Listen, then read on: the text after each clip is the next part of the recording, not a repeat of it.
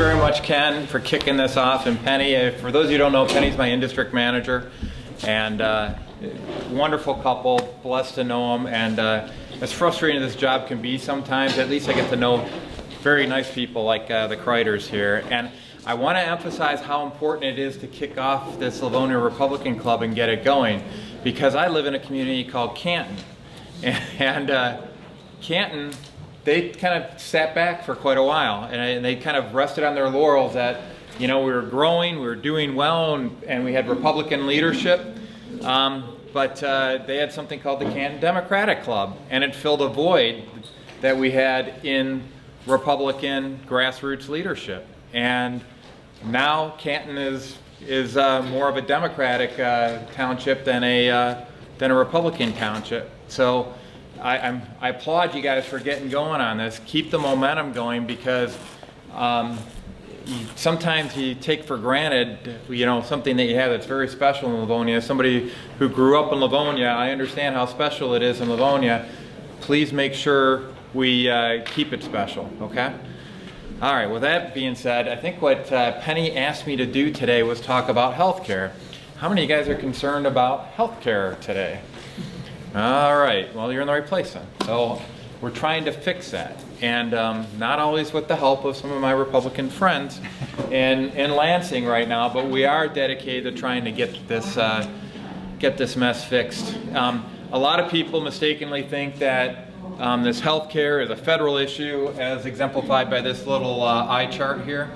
But actually there are a lot of impacts and a lot of decisions to be made specifically at the state level that are very important. And among these decisions were, you guys remember the concept of whether or not we should have a state-based exchange or go to a federal exchange? You guys remember that? Well, I fought the state-based exchange, and that's a battle that I won. Thankfully, if you look back in the rearview mirror, every state that's tried it has been sinking $300, $400 million a year into trying to make it work. And most of those states are giving up and going into the federal exchange right now. So I'm happy to say I think I saved about $400 million a year for the citizens of Michigan on that. And the way I did it was I actually read the legislation. I actually read the regulations that they were requiring around these state exchanges, and I highlighted that there's no, they said that we'd have more control. We didn't have more control. They just got us to paint their fence like Tom Sawyer got people to paint his fence, and it didn't make any difference at all from a control perspective. So the other thing that we were dealing with is something called Medicaid expansion, which is Section 2001 of this guy here. I forget where it is exactly, but it's called out specifically in the Affordable Care Act. So if you support Medicaid expansion, you are supporting one of the key tenets of Obamacare. And I fought that at the state level, and by providing an alternative to it that would help people that needed that medical assistance, but it would do so in a way that respected the taxpayers. And fortunately, we did not make that, and they did pass Healthy Michigan on it. But there's an automatic repeal provision in there that you should be aware of that says once the bogus savings that they projected cease to exist, it will automatically be repealed. Well, projections are that that trigger will be triggered in 2020, according to Senate fiscal agencies. So even though I didn't win at the time, it looks like overall we're going to remove it. But in the meantime, you know, there are some people that need good quality health care, and we want to make sure that we have a system in place to go off and serve them. So this last budget cycle, I worked on something that we're going to be talking about tonight, which is leveraging something called direct primary care services, and we'll get into what that means in a little bit. But using that as a way of actually improving the quality of care for people that are on Medicaid right now, but lowering the tax burden on our Michigan taxpayers to the tune of $3.5 billion per year. And just for perspective on that, our budget is $54.9 billion. Medicaid is the single largest line item in that budget at $17.5 billion. I propose a way that could save us 20% off of that. That's $3.5 billion. And it was rejected, and one of these days we'll get into the details of how decisions are made up in Lansing. But it's not always in our best interest. So it can get kind of frustrating. But I'm I'm trying to be a cheerful warrior. So let's go into a little bit of what we mean by this direct primary care services and how the heck is that going to save that much money off of Medicaid. And by the way, it's not just for Medicaid. I'm going to focus on that in context of this discussion right now, but it's for everybody. So how many people are being hit by Medicare Advantage premium increases right now?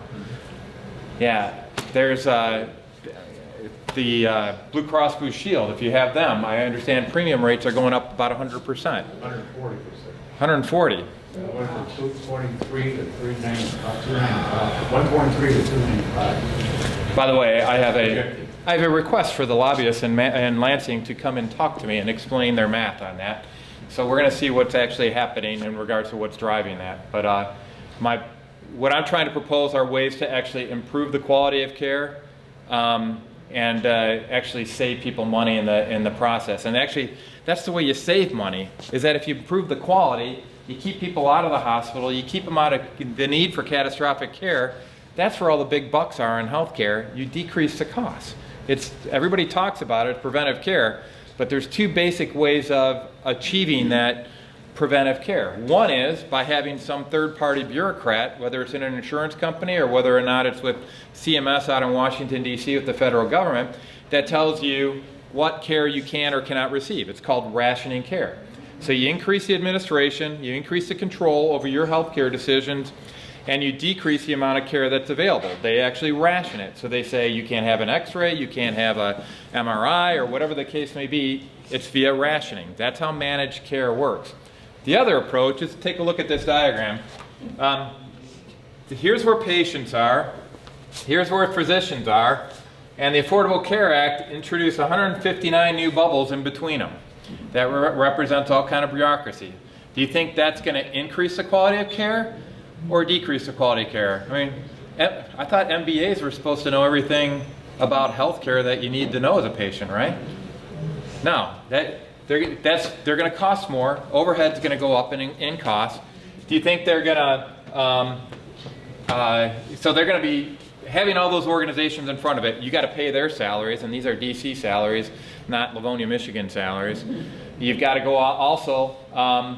You've got to recognize the fact that it's in their best interest to ration that care and deny you care, which means you're going to have lower quality. So what direct primary care does is essentially there's a little loophole in the Affordable Care Act, and I'm one of the crazy people that has actually read the Affordable Care Act, and usually I bring it along with me. It's about this thick, and the regulations are 20,000 pages. They kind of go up to the ceiling here, but just the actual statute is that long. And way in the back of this, there's a little amendment that was put in at the last minute. It was in section 10,104. So now you know why Madam Pelosi said you have to pass it before you can find out what's in it. And section 10,104 is this little loophole that allows for direct primary care services. And essentially what it does is allows you to just focus on this dot and forget about all the rest of the dots. So that's where you're saving money. That's where you're improving the quality of care. And that's what I want to focus in on today. And it's something that we're talking about in town halls across the state right now, because I don't have to pass another bill to go off and promote this in Michigan. Now I'm in full free market evangelism mode for healthcare. And I can enlist your help in that regard too. If you know of employers that are looking for ways to cut expenses, if you yourself are looking for ways to go off and offset these increases in expenses, there are some alternatives out there that aren't well advertised because we're just getting started here in the state of Michigan. But it's something that is got a lot of potential. It's around this direct primary care services. So what is direct primary care? Besides the fact that it's just this guy and this guy, direct primary care, the operative word is direct. So you're getting primary care services, but it's delivered as a result of a contract between you and a doctor's office. So you essentially, like a cell phone contract, I agree to pay a certain monthly fee, typically between $50 and $125 per month, in exchange for a list of services that will be available as needed for that particular patient. Those services can include everything from your, physicals and your regular visits whenever you have a flu or something like that, pop it in, or maybe you break an arm or something like that. Maybe they include free procedures like x-rays or tests or something along those lines. Some of these contracts also involve like wholesale rates on prescription drugs. So it varies, and these are just starting out. So, you know, just like when somebody opens up a donut, you know, outlet on the street corner and starts doing really good business, another guy may say, hey, I can make donuts too, and I can sell them for cheaper. They set up shop across the street. We're just starting on free market on this, and so what's happened in other states is that one doctor will open up a clinic, and maybe it's a family practice or something like this. The guy across the street opened up a clinic and says, well, that guy's just offering free visits and free x-rays. I'm going to actually add free MRIs and free blood tests. And then they go back and forth like the Spy versus Spy Mad Magazine, right?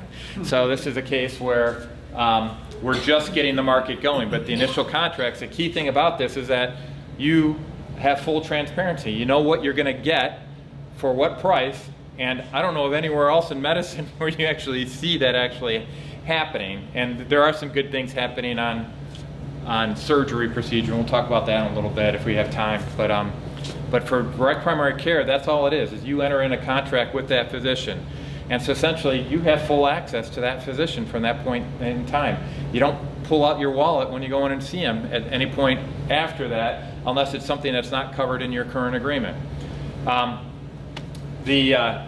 want to highlight that that's just for the primary care services. If you're getting health care, if you have a health care plan is essentially includes both primary care and catastrophic care, right? You need both of those.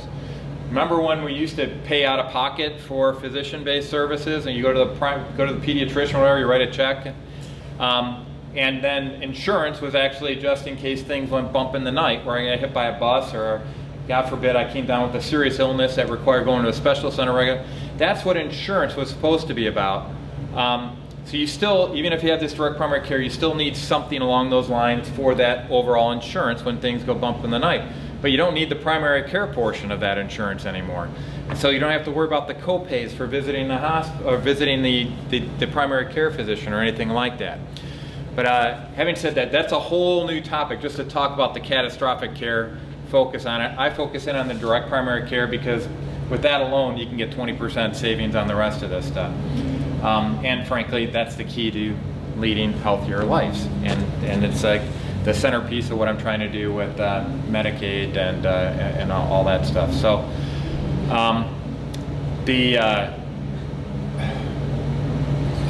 in this last budget cycle, I think I talked about the Medicaid pilot that I was putting forward based on direct primary care. It was hampered for one reason, because there's this competing movement right now in the healthcare industry where rather than just focusing in on a patient and a doctor, they have something called a patient-centered medical home that's trying to justify the existence of all these other dots. And so I'm an old engineer, and we used to have something called an integrated product team when I used to work at Boeing.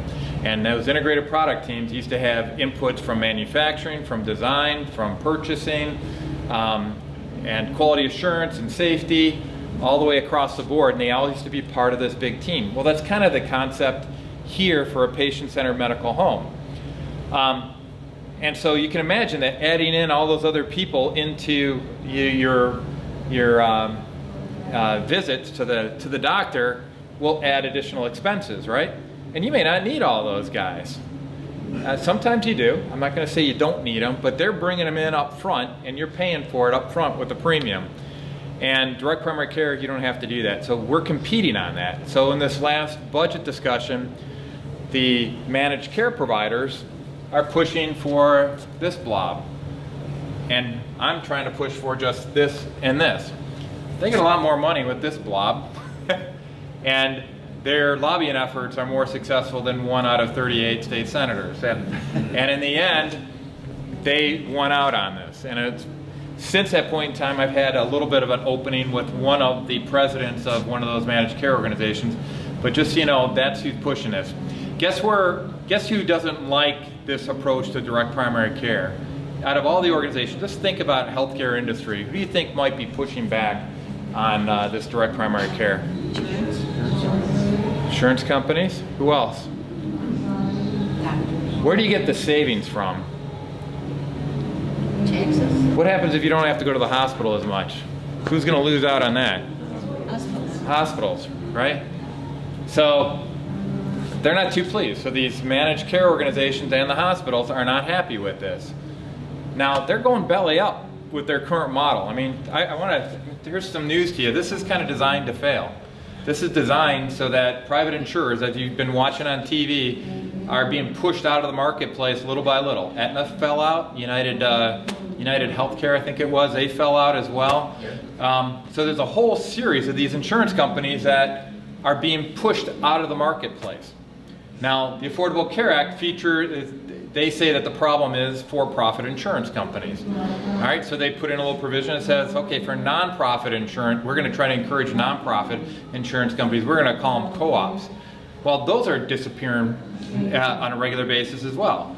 The push on this is to go to full government-run healthcare, and I assert on a regular basis that Obamacare and its derivatives thereof are all about control, nothing to do with care. And when I read the actual Affordable Care Act, it was very clear that it was all about control, just reading through all the stipulations. So those are the forces kind of arrayed against us. And I'm trying to carve out this little niche for direct primary care that, oh, by the way, is about 80% of the healthcare transactions you do are going to a primary care doc.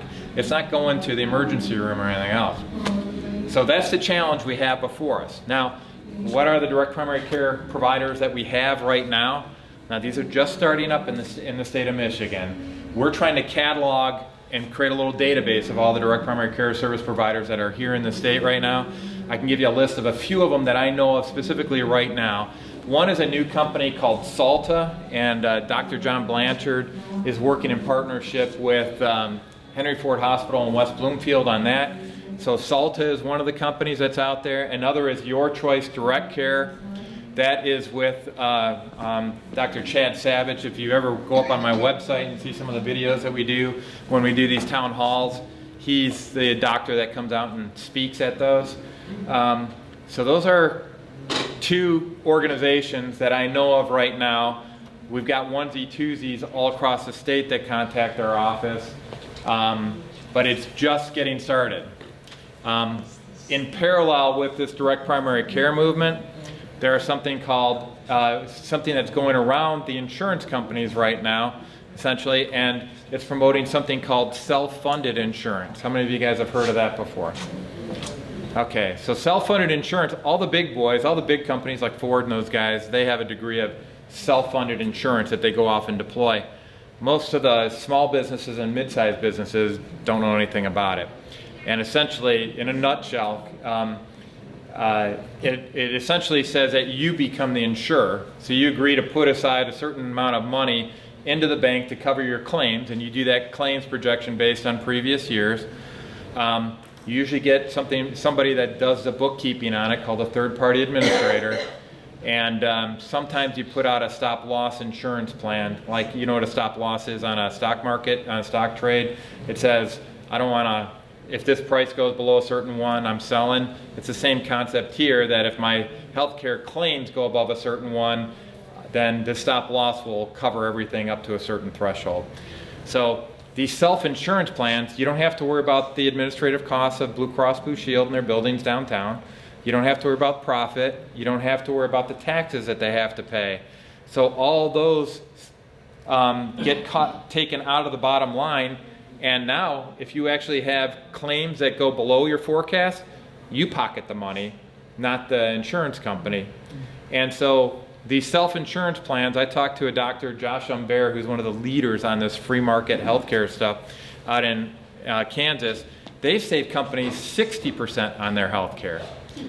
And at a time when premiums are increasing on the order of 30% a year mostly, not everybody's getting the 140%, but across the board it's averaging around 30%. The University of Michigan, they're self-insured. They're not using direct primary care yet. they're self-insured and they've flatlined on the cost for their insurance health care. So they're not going up.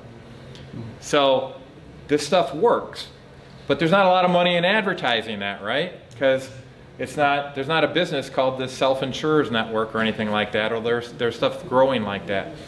But so the key message I want to convey is that when you actually get out of this command and control system called Obamacare and you start looking at free market alternatives to providing health care, like this direct primary care services, like these self-funded insurance plans, not only can you stem the tide of the increased costs that we're seeing right now, but you can actually lower the costs.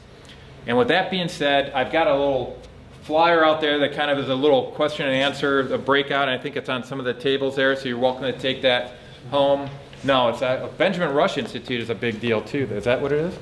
That's for doctors. So yeah, if you're a doctor, any doctors in the house? Okay.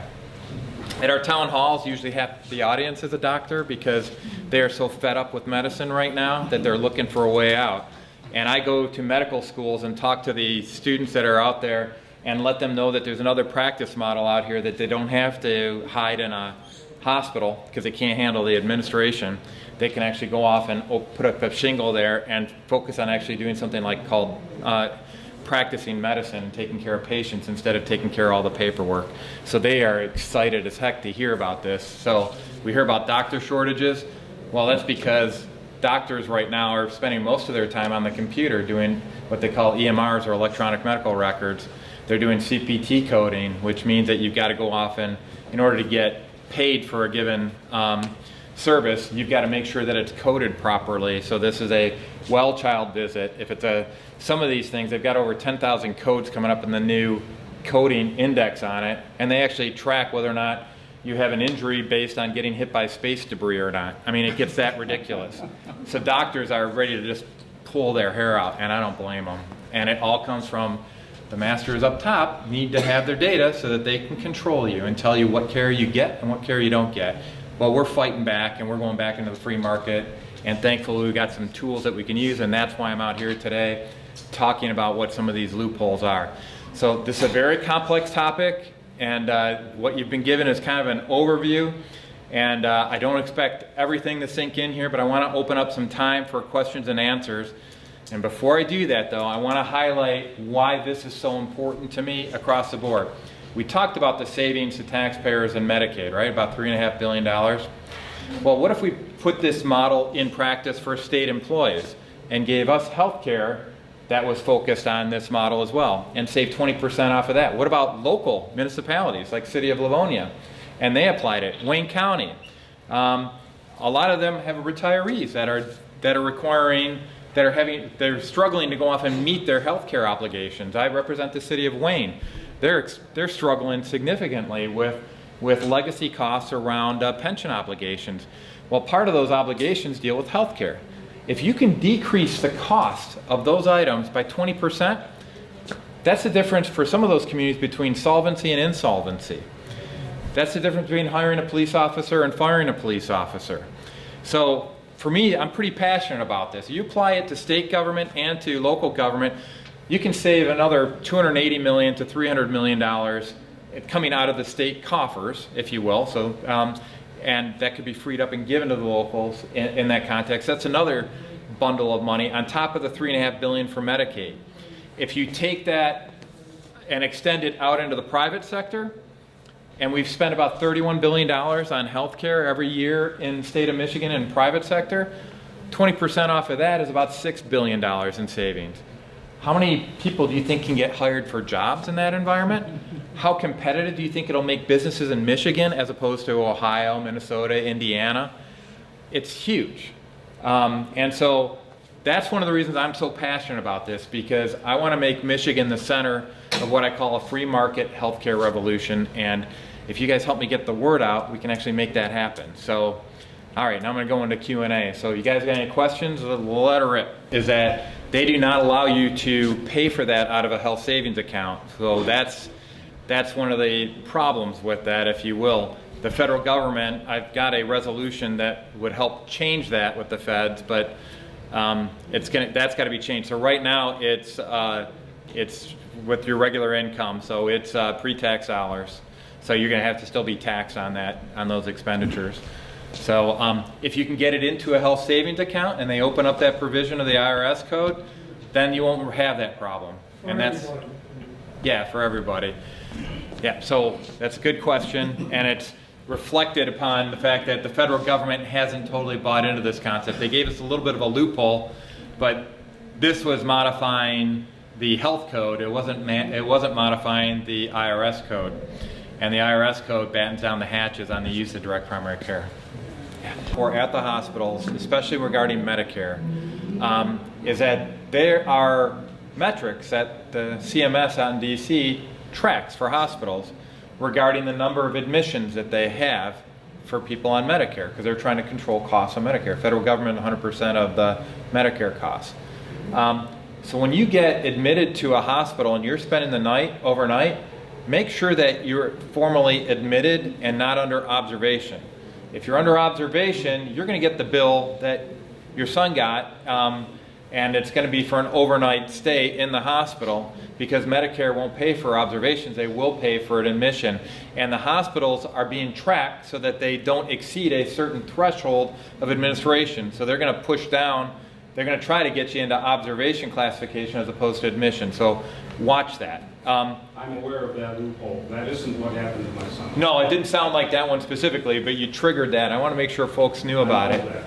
And on the other part, this gets into one of the best ways to go off and address the idea of quality and frankly cost at the same time is something that I learned from a former congressman out in Ohio, at least I learned a way of saying it. It's his name was Bob McEwen. I don't know if you guys ever heard of him at all, but he's the guy has got a great way of taking complex concepts and making them very simple and communicating them very simple, which I'll probably betray by when in my explanation of it, but I'm going to give it a shot. If you want to control cost and you want to control quality, like you're talking about, you need to get the transaction as close to a first-party transaction as possible. And what do I mean by that? First-party transaction is where I'm using my own money to pay for the services that I get directly. Now, a third-party transaction, frankly, is every government transaction, is when they use somebody else's money to pay for something for somebody else. So, you know, you don't really care that much about quality and you don't care that much about cost, right? Because it's somebody else's money and it's for somebody you don't even know. So the closer you can get to a first-party transaction, which is at the heart of this direct primary care, right?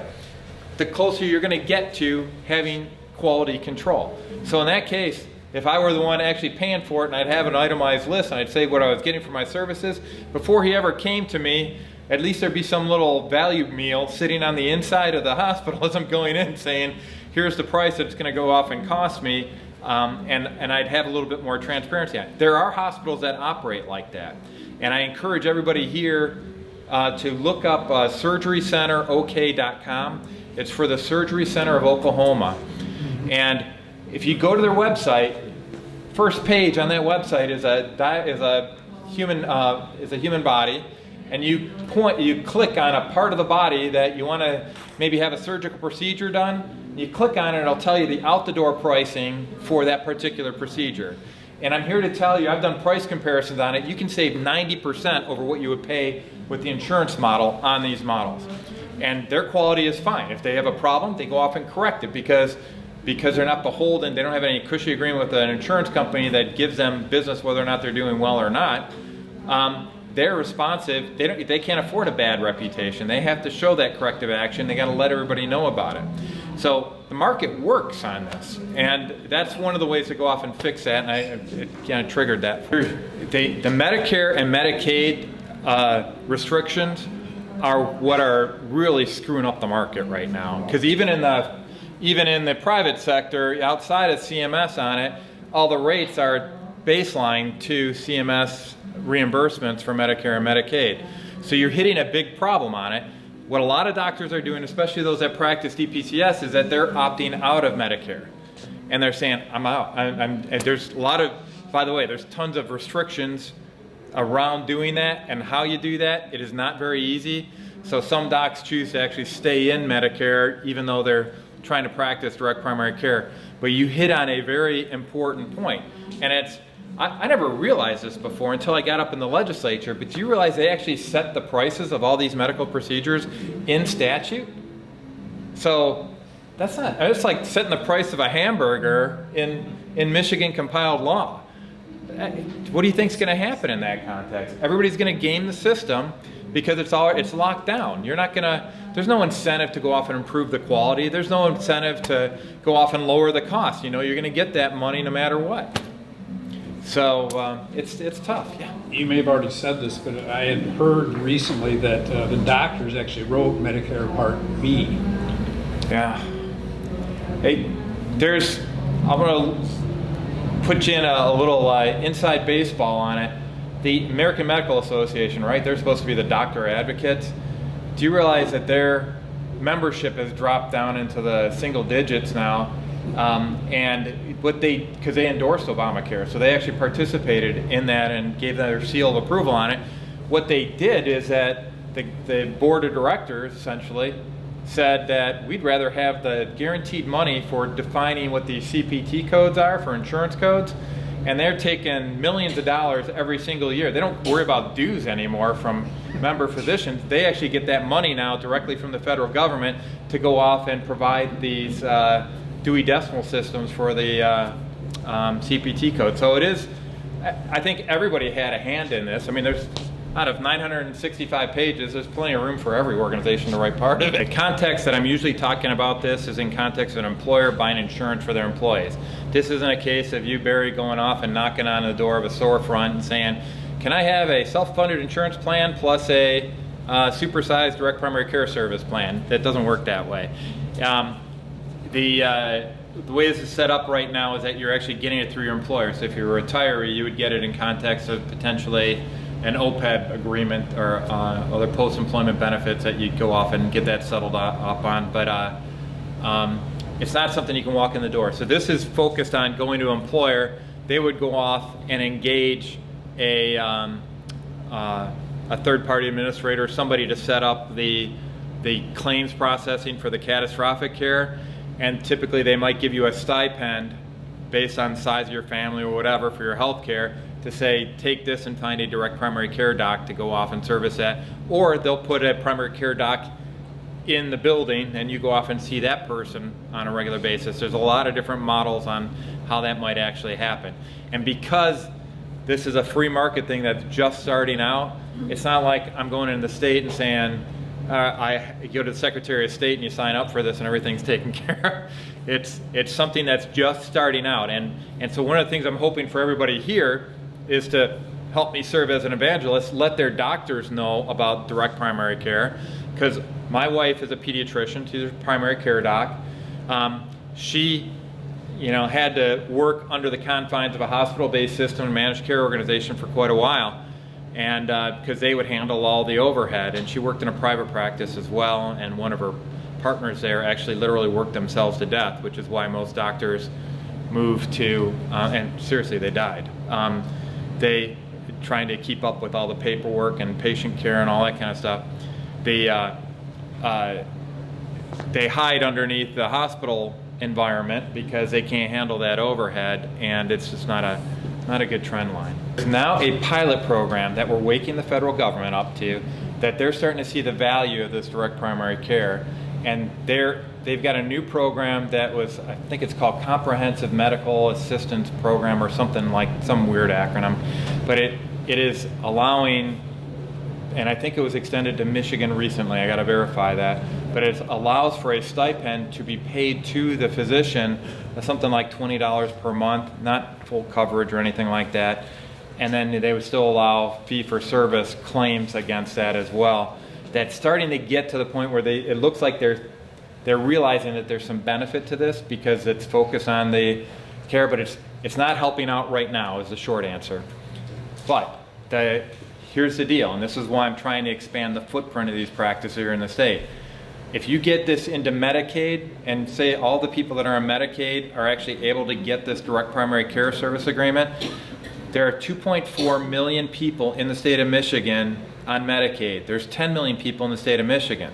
If you have 25% of the market leveraging this service, the rest of the stuff around helping seniors with Medicare Advantage, et cetera, they're going to start saying me too, and it'll generate the opportunities for everybody to save money on this. So I don't have a good answer right now, but it's not, my resolution that's stuck in the House right now is requesting the federal government to allow for direct primary care services to be paid from Medicare as well. So Okay, Senator? yeah, sorry. I know your schedule and you've got to go. Yes, So she does. I'm pushing you out. I don't mean to rush you, Well, but you've got to go. thank you guys very much. And by the way, if you've got follow-up questions, Yep. we've got office hours on a regular Yep. basis. Also, you can always get a I hold have of Penny. cards here, and you can write your question on here. I have my business card up here. If you put your name and phone number, email, I'll make sure we follow up and get it to you. He also has his whole presentation on his website at Morning in Michigan. We've got these. You can take them with you. And the last town hall that we did in Northville, we videotaped it, so the whole thing is on there. Great questions from people that were in attendance.